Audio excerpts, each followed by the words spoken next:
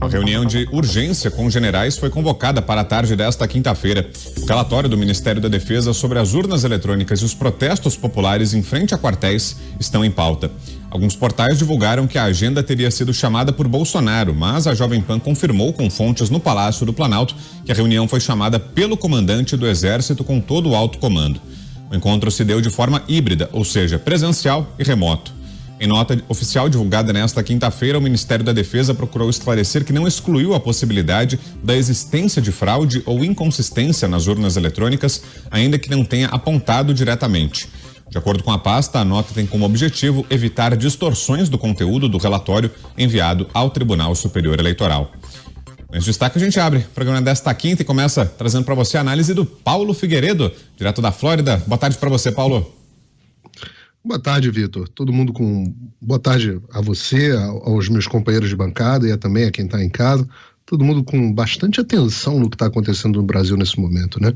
Esse tipo de reunião não chega a ser exatamente usual e a própria discussão sobre quem a convocou também é interessante. As informações que eu tive também dão conta de que não foi convocada pelo presidente, e sim uma reunião pelas próprias Forças Armadas.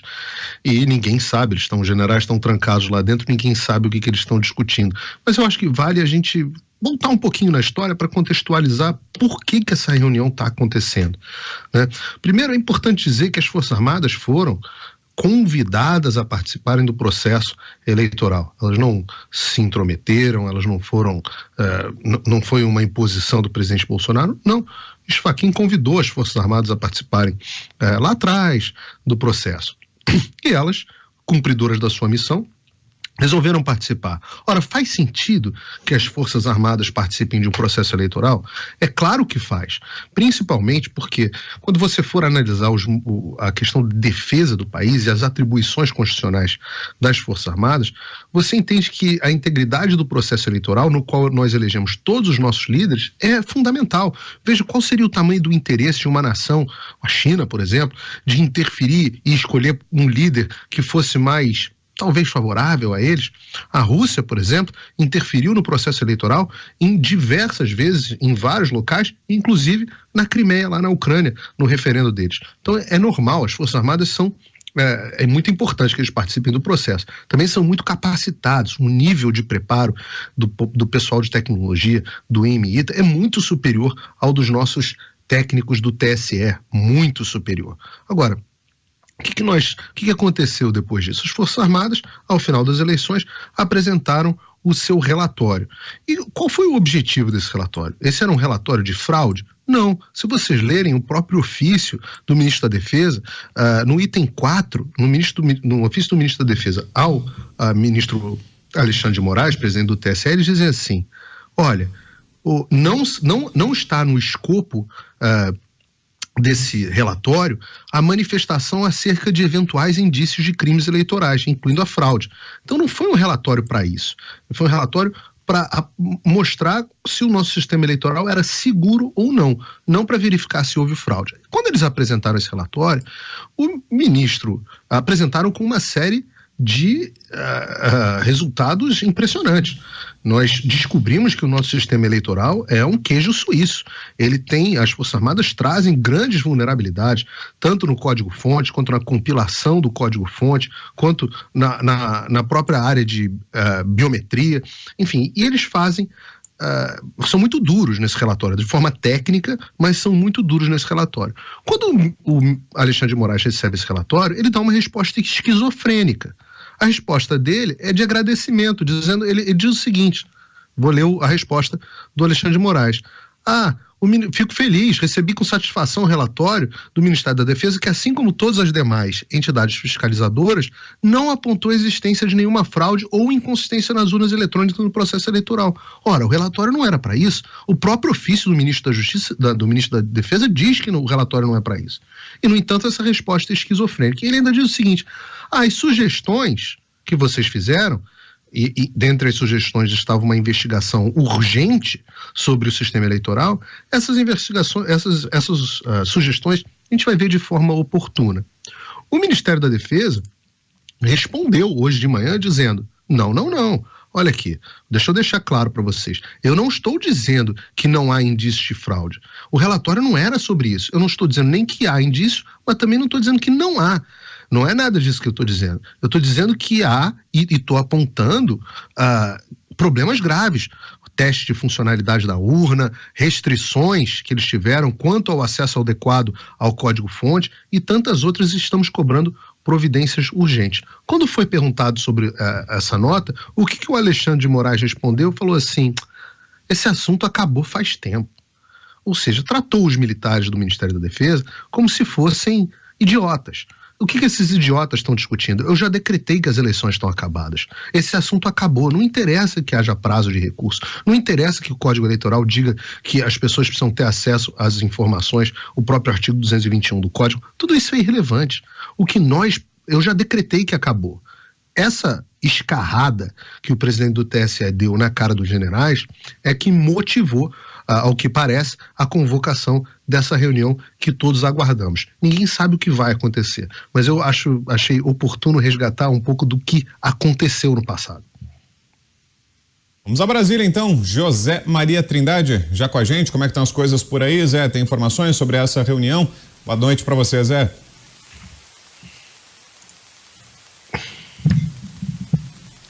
Será que o Zé já está aqui com a gente? Se não, a gente aciona daqui a pouquinho o Zé. Vamos em frente então, daqui a pouquinho o Zé chega. Fernão Lara Mesquita está aqui comigo no nosso estúdio. Boa noite, Fernão. Boa noite, ouvintes.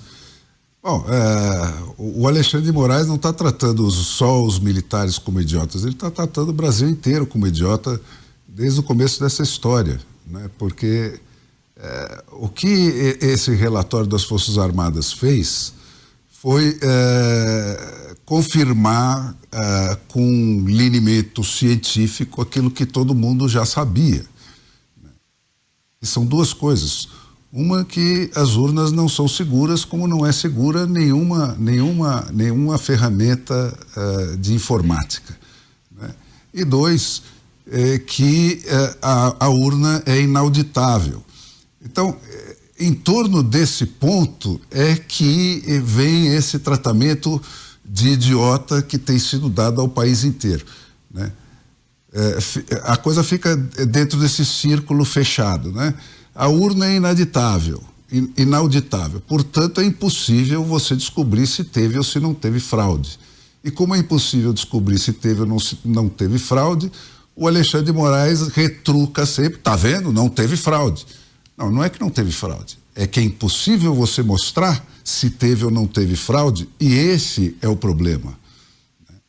E esse problema, o Brasil inteiro já conhece desde a primeira vez que foi discutida a hipótese de se passar a ter urnas eletrônicas, né?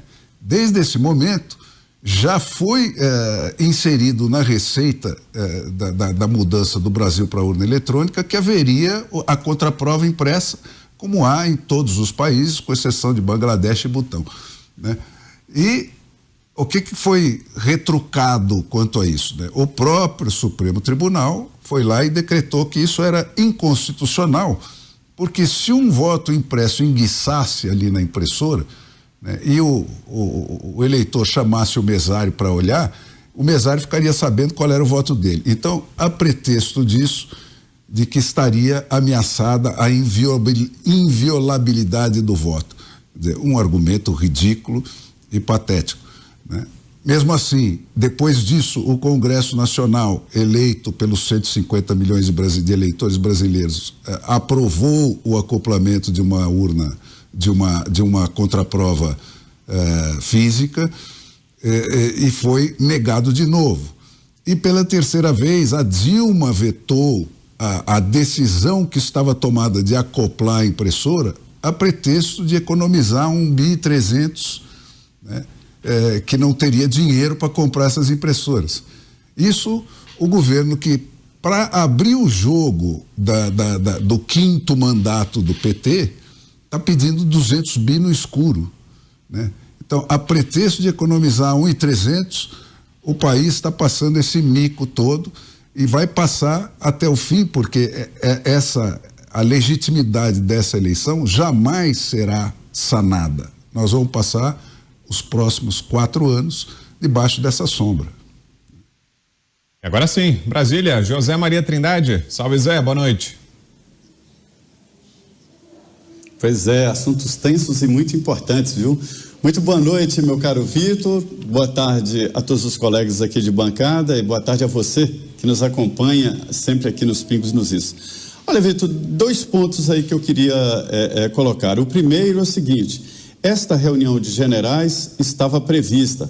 Elas acontecem com frequência, são 4 a 5 reuniões por ano de todos os generais, e é possível que aconteça até mais uma reunião até o final do ano.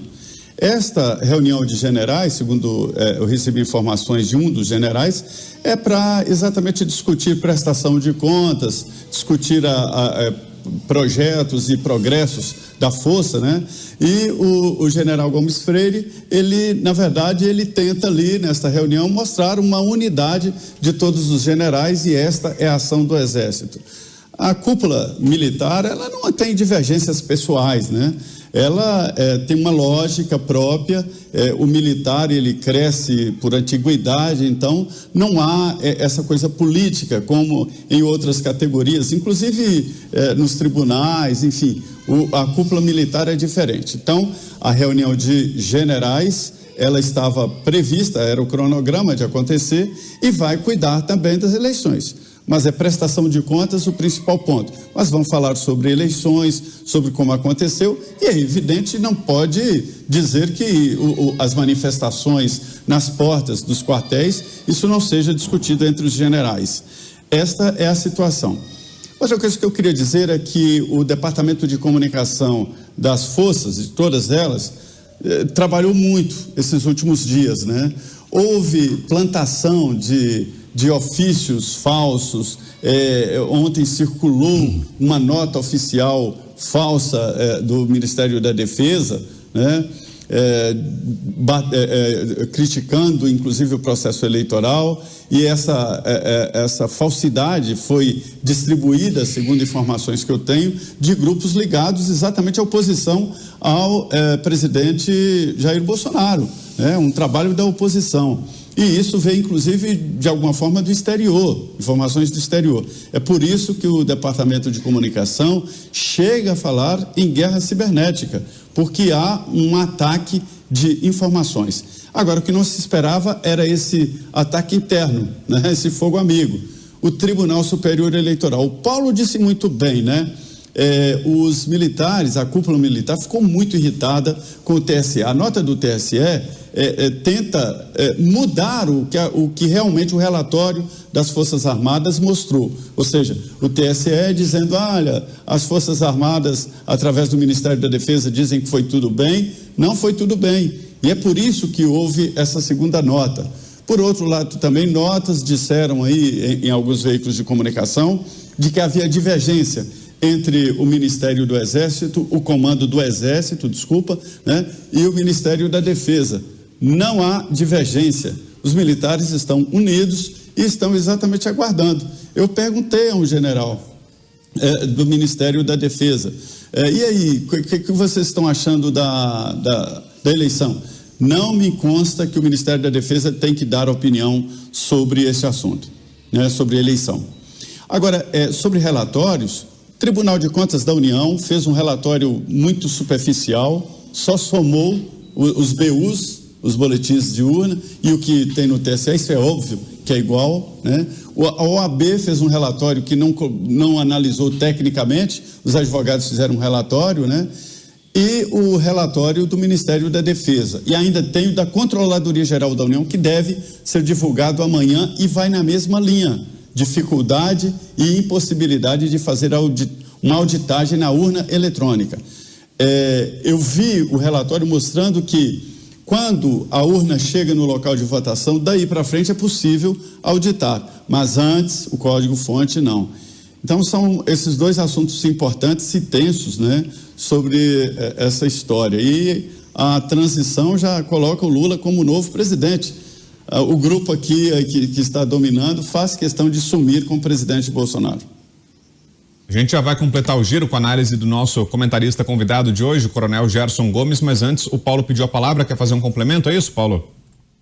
Queria sim, o Zé Maria é o homem mais bem informado de Brasília e as fontes dele são sempre muito boas, mas eu, nessa reunião específica, Zé, essa não é uma reunião do alto comando, que é uma dessas reuniões que acontecem de forma de fato, rotineira, onde são várias reuniões de alto comando, sempre muito secretas, ninguém sabe o que acontece lá dentro. Mas pelo que eu apurei, essa foi uma reunião um pouco diferente, Zé. Essa foi uma reunião de emergência convocada pelo comandante do Exército Brasileiro para atualizar todos os generais, e não só os membros do alto comando, não são todos os generais que integram o alto comando, todos os generais do Brasil a respeito especificamente deste assunto do relatório das Forças Armadas a respeito das eleições.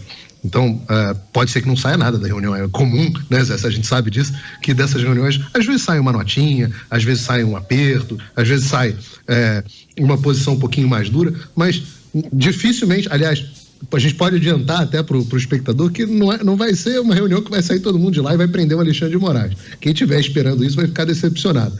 Mas é uma reunião atípica, é uma reunião diferente do que vem acontecendo, não é sobre prestação de contas, não é discussão de rotina, é uma reunião convocada especificamente pelo comandante do Exército Brasileiro para atualizar os demais generais os demais generais da Força, né, do Exército Brasileiro, a respeito deste assunto, do relatório das Forças Armadas a respeito da integridade do processo eleitoral brasileiro e, inclusive, as respostas que o Tribunal Superior Eleitoral tem dado na figura do Alexandre de Moraes.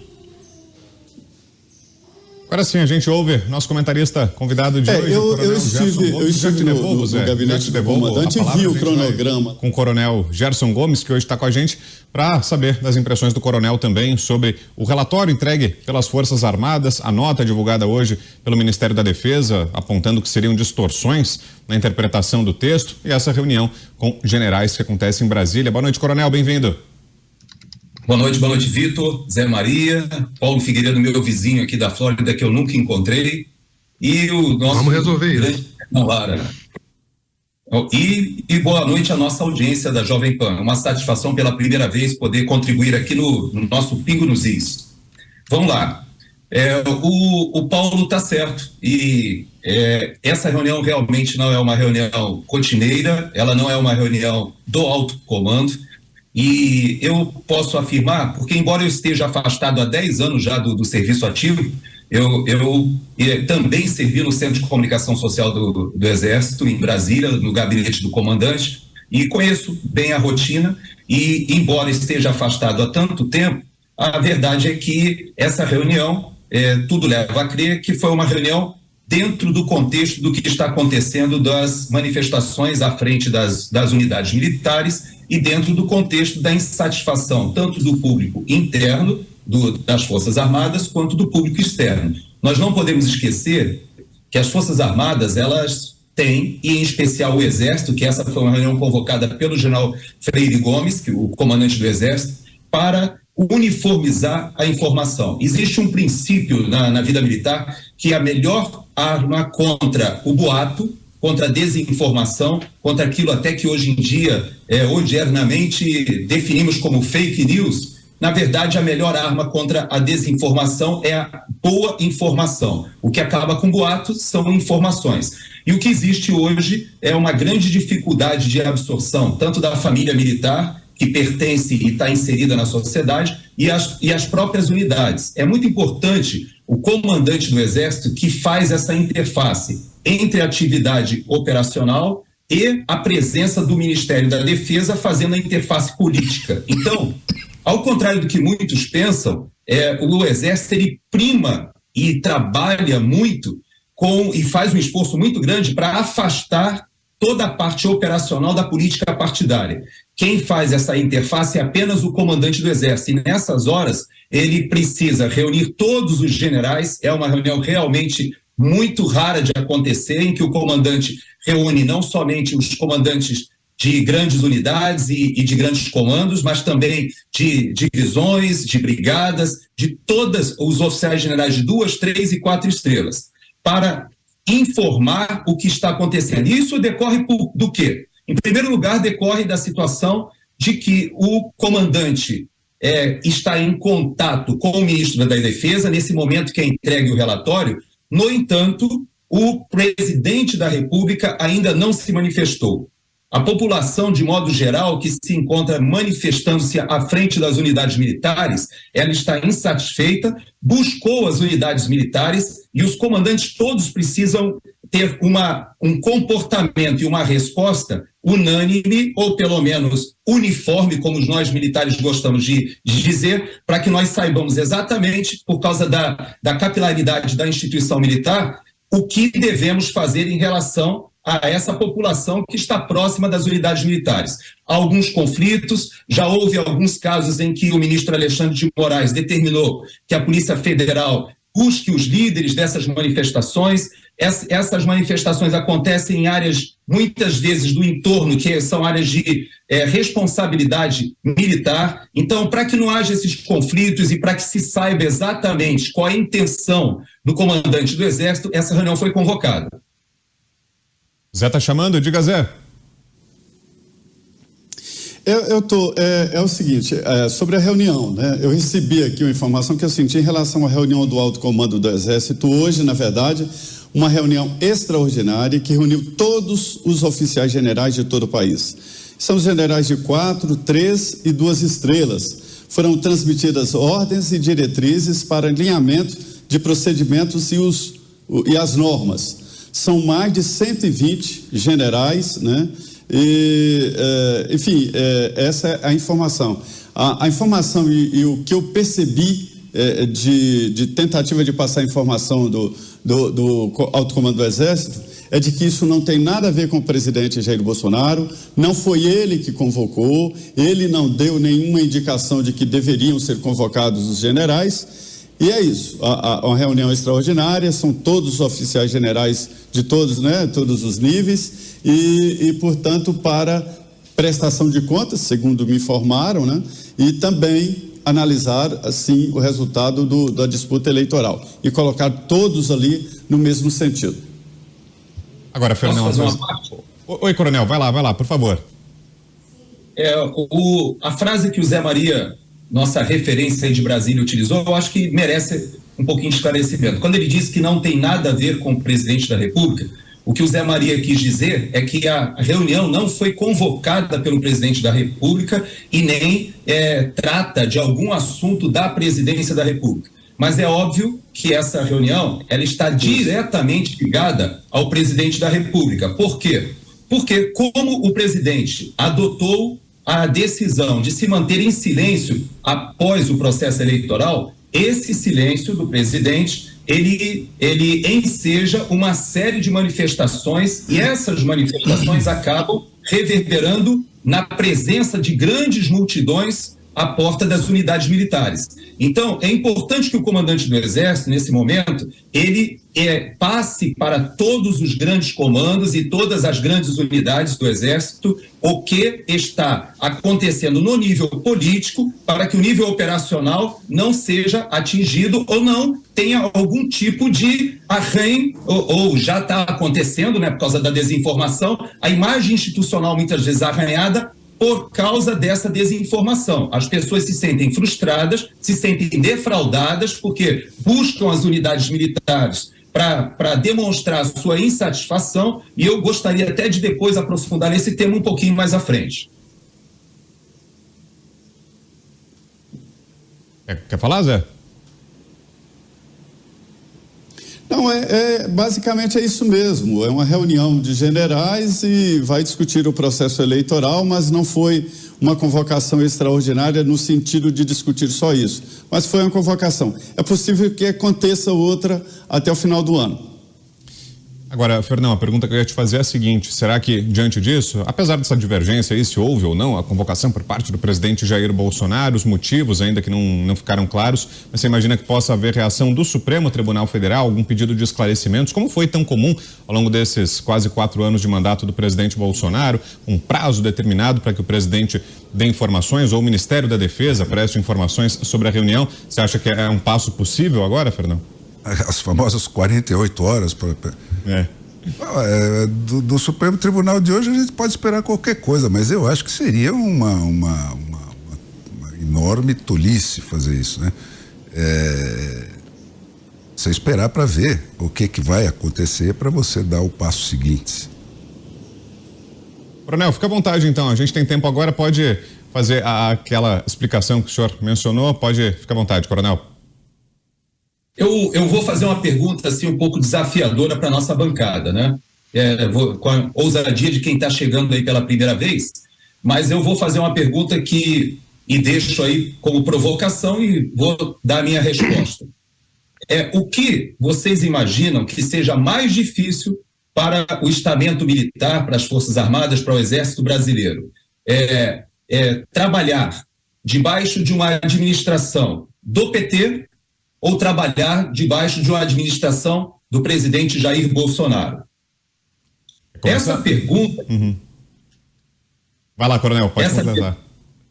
Essa pergunta, que é uma pergunta provocativa, eu quero compartilhar com a nossa audiência e com a nossa bancada a afirmação segura de que é muito mais difícil trabalhar numa administração do presidente Bolsonaro do que de uma administração do PT. E há várias manifestações que nós estamos vendo nas redes sociais de que o deputado José Genuíno estaria ameaçando reestruturar as Forças Armadas, interferir nos currículos e que vai acabar com os colégios militares, etc. Essas ameaças, elas fazem sentido dentro de uma perspectiva de que devem interferir numa politização das Forças Armadas. Mas, na realidade, as Forças Armadas, elas trabalham com um grande esforço para não deixar a política partidária ingressar dentro das unidades militares, exatamente porque compromete o espírito de corpo e porque está no DNA das Forças Armadas, depois do processo de redemocratização, um grande investimento na área profissional e um afastamento da política partidária. Por isso que eu digo que o grande desafio do general Freire Gomes, dos comandantes das forças, é exatamente blindar o estamento militar dessas questões políticas partidárias. E esse momento que nós vivemos é um momento muito delicado, porque é difícil, há um limiar difícil de estabelecer do que é a atividade profissional e do que é a atividade de interferência política do Ministério da Defesa. Por quê? Porque nós estamos vivendo um momento em que um relatório é entregue dentro de um enfoque técnico de participação dos nossos melhores especialistas em guerra eletrônica, defesa cibernética, são altamente capacitados, mas, no entanto, não puderam desenvolver o seu trabalho adequadamente, entregar esse relatório e o nível político que, coincidentemente, nessa administração, nós temos um ministro que é um general e que era o comandante do Exército e que passa a ser o ministro da Defesa. Então, neste momento específico, nós temos um militar desempenhando o nível político. E esse militar, que é o ministro da Defesa, ele passa esse relatório com a sua apreciação política. Vamos dizer assim, esse momento é um momento muito difícil para as Forças Armadas. Por isso é que é importante a população entender que essa instituição, que é uma instituição que já está completamente dedicada à sua missão constitucional, sem nenhum tipo de aspiração de interferência no estamento político, na expressão política do país, ela precisa blindar o seu público interno dessas flutuações e discussões políticas. Isso é muito difícil no momento, porque nós já estamos vivendo um esgarçamento das instituições já há algum tempo. Nós já percebemos que há um avançar de um poder sobre os demais já há algum tempo. Isso interfere, inclusive, nessa frase que foi dita ainda agora, a título até de um título jocoso, de será que o ministro Alexandre de Moraes dará 48 horas para explicação, como ele vem fazendo já há algum tempo? Então, esse momento é um momento muito delicado. É importante essa compartimentação do que são os militares da ativa e dos da reserva. E eu faço essa ressalva porque muitas vezes as pessoas, nessa administração do presidente Bolsonaro, como ele se utilizou de muitos militares da reserva, entendem que esses militares da reserva, generais ou não, eles respondem pela força. E isso não é verdade. Então é muito importante a população entender que as Forças Armadas são uma instituição de Estado que servem a população como um todo e estão trabalhando para a defesa da pátria, tanto dos vitoriosos quanto dos que foram derrotados, tanto daqueles que votaram no PT, quanto daqueles que votaram no presidente Bolsonaro. As Forças Armadas precisam olhar a nação dentro de uma visão de coesão social, de coesão da nação. Agora, a defesa das instituições, ou a defesa, vamos dizer assim, das instituições da República, compete pelo artigo 142 às Forças Armadas pela sua presença, pela sua segurança. E é normal que a população procure as unidades militares porque é uma instituição que goza de grande credibilidade. Então, o momento é delicado e é importante nós entendermos, e eu creio que no decorrer do programa a gente vai ter oportunidade de falar sobre isso. Fernão. Eu acho que é perfeita a explicação do coronel.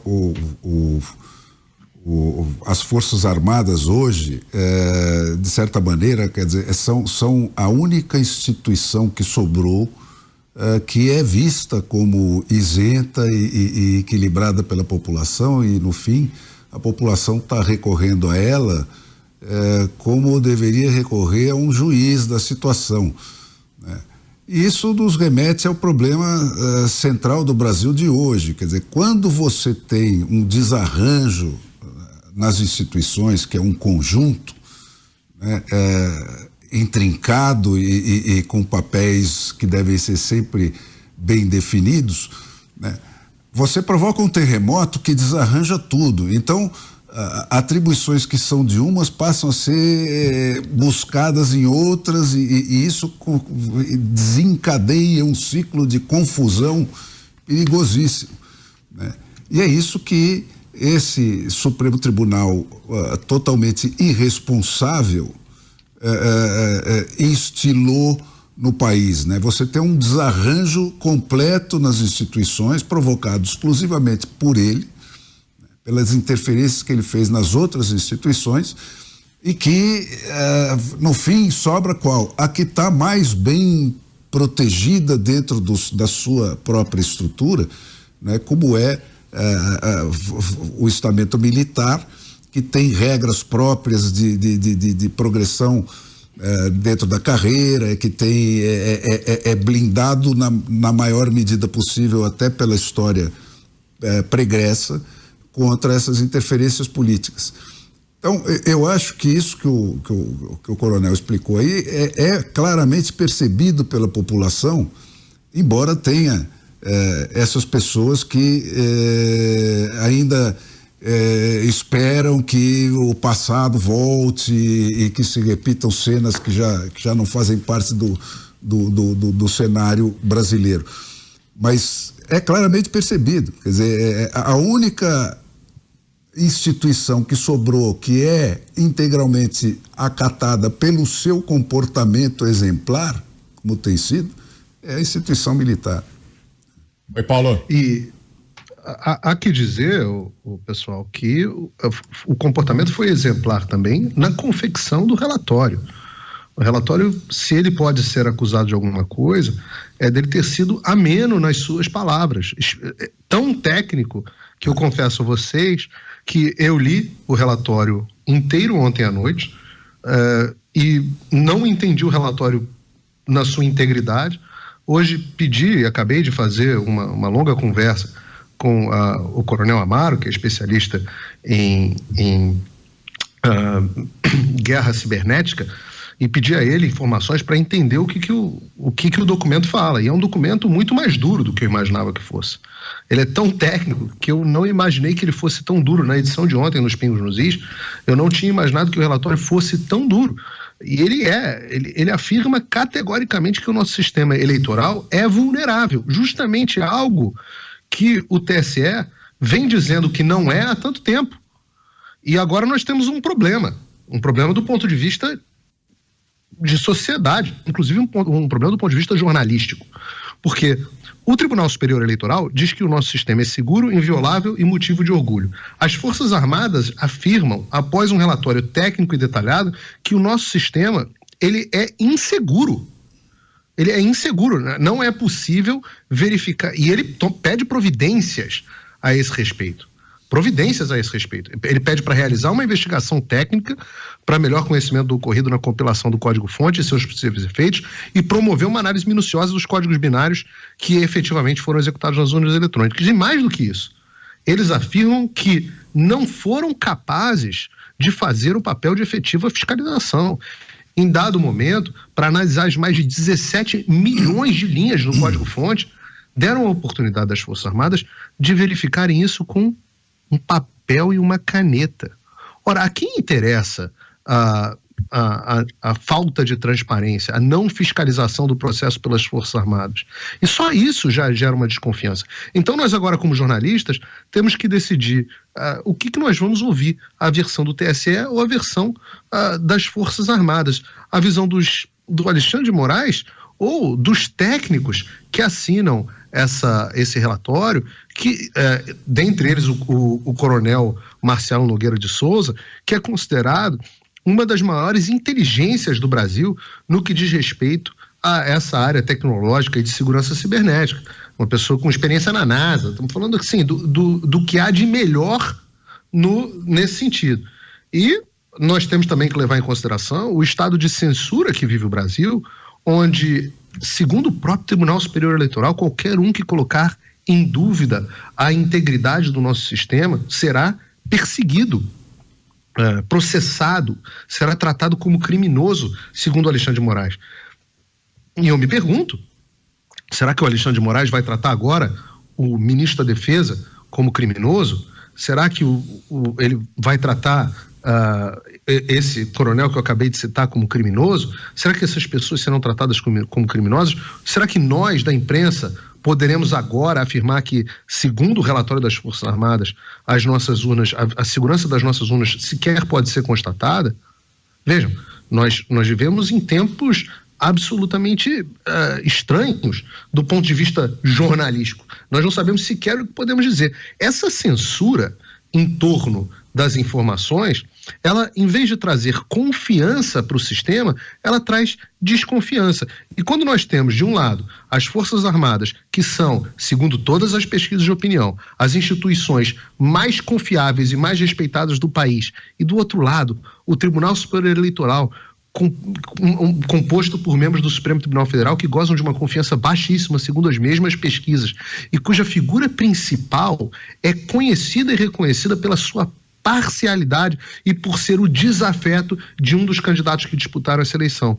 Fica difícil para a população não olhar para as Forças Armadas com uma certa predileção e não recorrerem justamente a elas como salvadores da pátria. É só importante lembrar que salvador da pátria nunca chega. O povo, as instituições, as coisas ocorrem de forma sempre gradual. Uma informação para dar aqui: a reunião já foi concluída, a reunião dos generais já foi concluída. Ao que me consta, as informações que eu recebi foi que tiveram um tom, como sempre ocorre nas Forças Armadas, um tom bastante legalista. Ainda não descobri se vem uma nota, se vão se manifestar, se não vão se manifestar, o que vem daqui para frente, mas o fato é que a reunião acabou e, segundo consta, foi uma reunião bastante legalista. Legalista significa que respeita a lei e as instituições do Brasil. Boa informação importante. Diga, Fernão. Gente, voltando para uma área mais política, né, mais ampla, o que o Brasil não está se dando conta, né, especialmente uma grande parcela dos brasileiros que votaram no Lula, pensando num Lula do passado, é que em 2002 nós tínhamos os três poderes vigentes e plenamente instalados, né? E isso faz qualquer grande ditador de alma, né, um mero presidente de carne e osso, né? Então, essa é uma história que passou, né? Hoje, o novo Lula, né, começa sem nenhum freio e sem nenhum contrapeso, né? Os três poderes foram desmontados a partir do momento em que o Supremo Tribunal pela decisão monocrática de um indivíduo, né, que tem uma ficha corrida de militância política gigantesca, né, anulou todo o poder judiciário, né, na figura de anulando as decisões de 3 instâncias do judiciário, as 3 instâncias profissionais de julgamento do judiciário, né, que não se confundem com o que é o STF, né, e pisoteando na Constituição e pisoteando no Legislativo, inclusive mandando prender qualquer sujeito do Legislativo que discorda das 48 horas dadas pelo Alexandre de Moraes para qualquer outra coisa, né? E isso não acontece por acaso. Esse é o ponto também, né? Essa receita de você ocupar o Supremo Tribunal e usar o Supremo Tribunal da forma como ele está sendo usado aqui, né, foi estudada e prescrita pelo Foro de São Paulo, né, e aplicada em outros países vizinhos aqui para transformar a vitória numa eleição numa tomada de poder, né? Então, essa diferença fundamental do quadro é que está pondo esse país na beira de um ataque de nervos, porque todo mundo está percebendo isso. Você não tem mais como chamar o seu advogado para te defender de qualquer punição que passe pela cabeça de um Alexandre de Moraes da vida. Então, a insegurança geral é completa, né? E você pensar que o PT fez uma campanha eleitoral inteira sem ter uma proposta, né? Não tem nenhuma proposta para economia, para nada, né? Foi no vai da valsa, na picanha com cerveja, 60 milhões de brasileiros votaram assim. Então, tudo não tem como sair bem desse imbróglio, entendeu? Eu realmente estou preocupado de ver como é que isso vai acabar. Coronel, rapidinho, por gentileza, que a gente já vai para o intervalo depois. Por favor.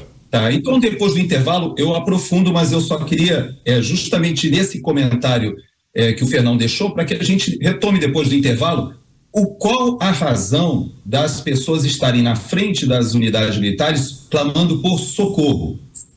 O socorro contra quê? Qual é o receio dessas pessoas? Qual é o motivo que as levou à frente dos quartéis? Eu tenho a minha visão e eu gostaria até de poder aprofundar em relação a isso e voltar a dizer que quando eu me referi que estar nas Forças Armadas, o que eu não passei, porque eu já deixei as Forças Armadas há 10 anos, fiquei 32 anos no serviço ativo e não tive essa experiência que as Forças Armadas têm hoje. Por quê? Porque eu disse que era muito mais fácil estar sob os governos do PT, porque não há possibilidade de instrumentalização das Forças Armadas e de avanço das Forças Armadas, porque há uma rejeição ideológica das Forças Armadas pelo marxismo, pela visão socialista. Então, há um respeito, há uma relação meramente institucional. E quando nós temos um presidente que tem convergência de visões, até porque ele é oriundo da vida militar,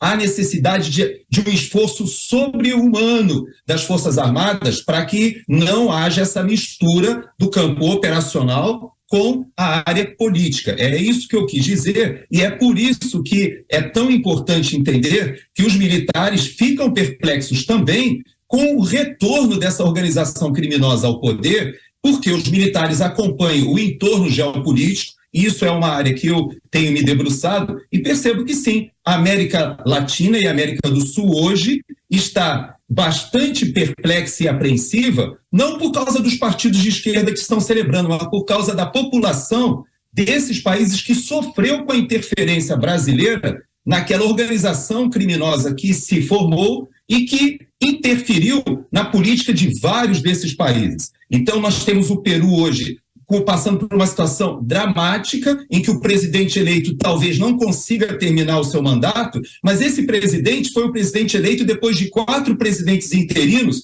por causa dos escândalos de corrupção da Odebrecht naquele país. Então, o PT, ele fez um estrago no nosso país, no que diz respeito às nossas contas do BNDES, é verdade, deixou uma dívida muito grande, é verdade, mas, no entanto, essa consequência geopolítica no nosso entorno foi catastrófica para vários países. E esse ponto que eu gostaria de, se tiver a oportunidade, aprofundar um pouquinho mais.